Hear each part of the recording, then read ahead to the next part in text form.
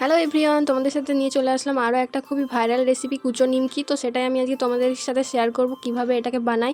তো চলো প্রথমেই দেখো, আমি এখন ময়দাটা নিয়ে নিয়েছি, এর মধ্যে দিয়ে দিয়েছি পরিমাণ মতো নুন আর তেল দিয়ে ভালোভাবে এটাকে মেখে নিয়েছি। এরপর আমি এর সাথে দিয়ে দেবো জল আর চিনি। আমি গুঁড়ো করে রাখা চিনিটা দিয়েছি, তোমরা চাইলে গোটা চিনিও দিতে পারো।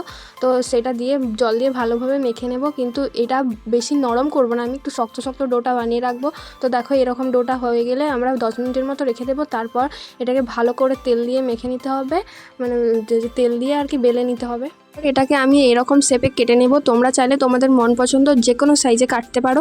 তো ছুরির সাহায্যেও তোমরা এটাকে কাটতে পারো, আমি খুন্তির সাহায্যে এটাকে ভালোভাবে কেটে নিয়েছি। এরপর আমি এটাকে তেলে ভেজে নেব, যতক্ষণ না পর্যন্ত এরকম লাল লাল হয়ে আসছে ততক্ষণ আমি ভাজবো। তারপর মানে এটাকে তুলে নেব। সেম প্রসেসেই আমি পুরো সবগুলোকে কমপ্লিট করে নেব, তাহলেই রেডি হয়ে যাবে আমাদের কুচো নিমকির।